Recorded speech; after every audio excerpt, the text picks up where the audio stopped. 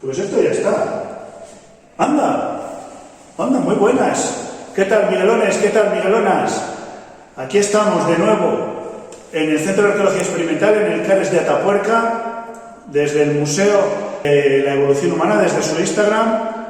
Tenemos otro vídeo en el que hoy vamos a hablar de uno de los científicos más importantes, pensamos que puede ser incluso el padre de la biología. Pues estoy hablando ni más ni menos que de Charles Darwin. Yo creo que todos hemos oído hablar de Charles Darwin, unos más, unos menos. Algunos tenemos la idea de ese señor mayor, con una barba enorme. Otros igual recordarán las botellas de anís del mono. Bueno, pues hoy vamos a hacer un pequeño homenaje a este gran científico.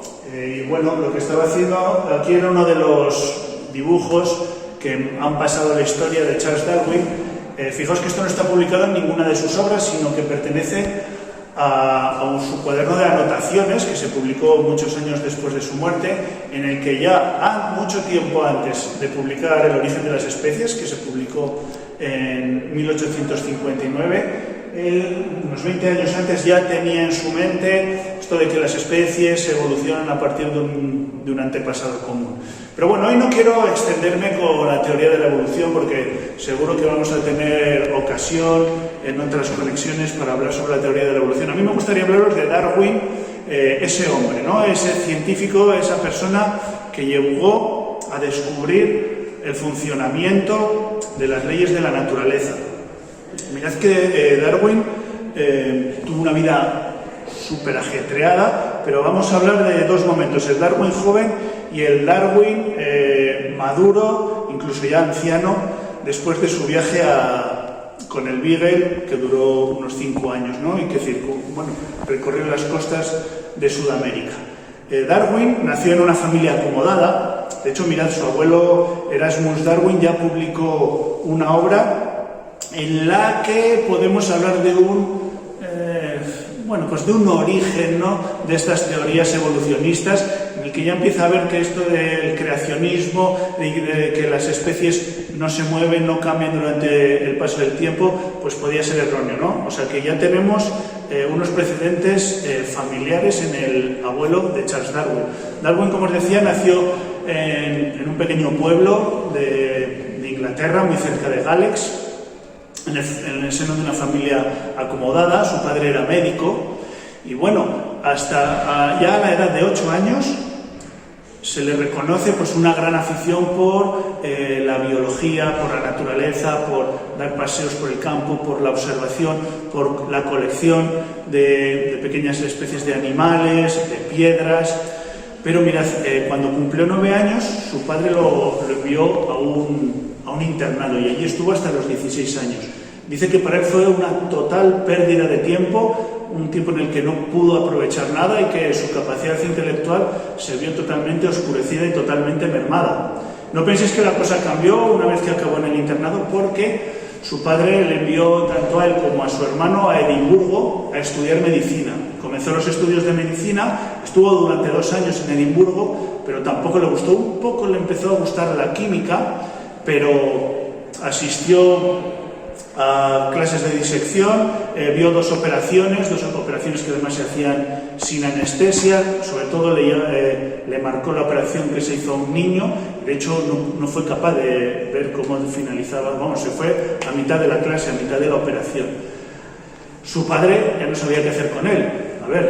No podemos decir que fue un estudiante brillante, porque el sistema educativo pues no estaba adaptado a sus capacidades, o él no fue capaz de adaptar sus capacidades al sistema educativo. Así que su padre le planteó la idea de ser clérigo. Claro, no es lo mismo ser clérigo en Gran Bretaña, ser un clérigo anglicano, que ser un clérigo católico. La vida de un clérigo anglicano es una vida acomodada. Podía formar una familia, podía vivir en el medio rural de manera totalmente desahogada, dedicarse a sus labores científicas de investigación, cuidar de la parroquia. Pero a él la idea en un principio pues le pareció plausible. Así que se fue a Cambridge Y aquí yo creo que es el momento en que su vida empezó a cambiar, porque, bueno, los estudios de clérigo tampoco le gustaron, ya os lo adelanto, pero allí conoció a científicos, que conoció a un geólogo llamado Sandvik y a un biólogo llamado Hoswell. Bien, ellos le permitieron asistir a sus clases, le invitaron a hacer visitas al campo y también le introdujeron en la lectura de un famoso geólogo llamado Laie. Laie fue el primero en hablar de la geología que decía como que estaba en constante evolución. Normalmente los geólogos anteriores defendían los cambios geológicos a través de grandes cataclismos, sobre todo además asociado a la acción divina, ¿no? Que Dios se enfadaba en un momento dado, creaba un gran cataclismo y de repente cambiaba la geología, mientras que él hablaba de teorías actualistas, o sea que había que fijarse en cómo funcionan actualmente las leyes de la naturaleza, porque lo más probable es que en el pasado esas mismas leyes actuasen de la misma manera, y que había que hacer un ejercicio de observación tranquila y pausada.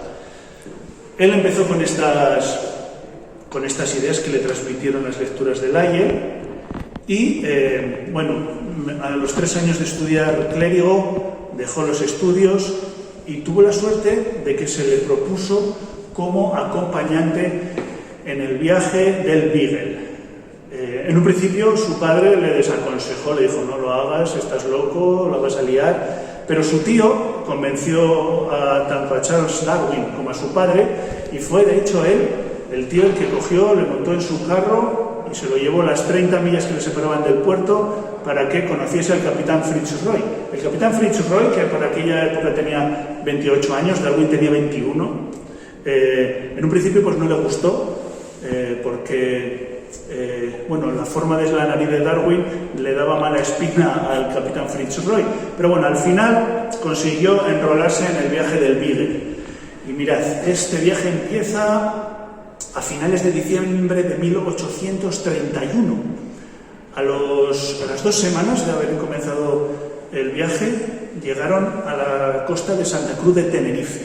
Él tenía muchas ganas de visitar las Islas Canarias, Tenerife, porque había leído textos de Humboldt, quería subir al Teide y no se lo permitieron porque el barco tuvo que estar 12 días en cuarentena. Así que Fritz Roy lo que decidió es que cogieran, levasen anclas y continuasen el viaje, y se dirigieron hasta la isla de Cabo Verde. Podemos decir que en Cabo Verde Darwin ya se convirtió en el Darwin que nosotros conocemos. Allí en Cabo Verde, como comentábamos, empezó con sus estudios sobre la formación de los arrecifes, la formación de las islas, estudios geológicos, y bueno, continuaron su viaje hasta las costas sudamericanas. El viaje tenía la misión de cartografiar las costas de Sudamérica, ¿de acuerdo? Y realmente Darwin iba más bien no iba ni siquiera como científico, iba como acompañante del capitán Fritz Roy, ¿vale? Para hacerle compañía, porque en aquella época, en esa Inglaterra victoriana, pues todavía existe mucho el qué dirán y las formas, y por ejemplo el capitán no podía hablar con la tripulación del barco, así que digamos que hacía un poco de nexo, ¿no?, entre el capitán y la tripulación. Pero le encargaron pues también el trabajo a Charles Darwin de recopilar información, o sea, recoger muestras tanto de geológicas como biológicas, o sea, huesos, piedras, rocas, etcétera, y también como observador, ¿vale? Como observador, etcétera.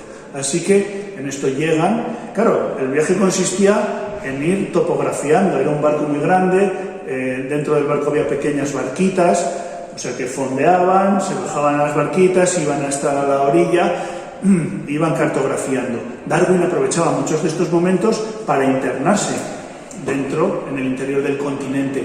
Y bueno, cuenta por ejemplo que convivió mucho con los gauchos en la Pampa argentina. Hubo un momento en el que desembarcaron en Costa Blanca, en el norte de Argentina, y el barco tenía que desplazarse hasta Buenos Aires, así que él decidió hacer ese viaje, pero hacerlo a caballo, observando, conociendo y viviendo viviendo aventuras, porque pensad que en esa época, igual que los americanos luchaban con los indios en las pelis del oeste, ¿no? Estas mismas escenas nos las encontrábamos con los gauchos y los indígenas en Sudamérica. Entonces era un lugar salvaje y un lugar hostil. O sea que estamos viendo aquí un Darwin que era, pues era una persona pues con mucho carácter, con mucha fuerza, gran explorador, con ganas de conocer, etcétera, ¿no? Circundaron el continente y cuando llegaron a Tierra de Fuego, fíjate, en Tierra de Fuego desembarcaron a tres indígenas argentinos que en el viaje anterior del Beagle se habían llevado y se los habían llevado a Inglaterra para civilizarlos, ¿vale? Uno de ellos murió, así que devolvieron a Tierra de Fuego a otros 3. ¿Sabes lo que hicieron? Ellos llegaban con sus ropas victorianas, súper elegantes y súper fuera de lugar en ese lugar. Según llegaron y les desembarcaron, se quitaron las ropas y volvieron a vivir como siempre habían vivido, ¿no? Que era lo lógico. Bueno, esto era una anécdota. Siguió su viaje, llegó a las Islas Galápagos, conoció a las tortugas. Fijaos que siempre hemos hablado de los pinzones, pues él no se dio cuenta de las diferentes características de los pinzones porque habían evolucionado en diferentes islas, en diferentes condiciones, hasta que volvió de nuevo a Gran Bretaña y estudió la colección que le había cedido Fritz Roy, que él sí que los había coleccionado. O sea que este viaje, ya os digo, le cambió la vida. Él no lo sabía en ese momento, pero en sus memorias, en su biografía, cuando ya estaba cerca de la muerte, él comentaba que se acordaba mucho del viaje y de todo lo que le cambió. La cuestión es que regresó 5 años después, en 1836. Durante los 2 primeros años hizo bastantes estudios. Fíjate, si no hubiera publicado El origen de las especies, habría sido ya famoso solo por haber creado la hipótesis sobre la formación de los arrecifes coralinos. También estudió los cirrípedos, estudió a los percebes, coleccionó miles de ejemplares de percebes. Contrajo matrimonio y se retiró a vivir en una casa de campo en el sur de Londres, cerca de Londres, y pasó los siguientes 40 años en esa casa, realizando estudios, realizando experimentos, de los que, si os parece, hablaremos en próximas conexiones, ¿vale? Así que bueno, ya sabéis que estamos abiertos a cualquier pregunta, cualquier sugerencia, nos las podéis escribir a través de las redes sociales, en este caso del Instagram del Museo de la Evolución Humana, e intentaremos responderos. Así que muchas gracias por vuestra atención, muchas gracias a Alicia por la colaboración técnica y a Lidia, y hasta la próxima.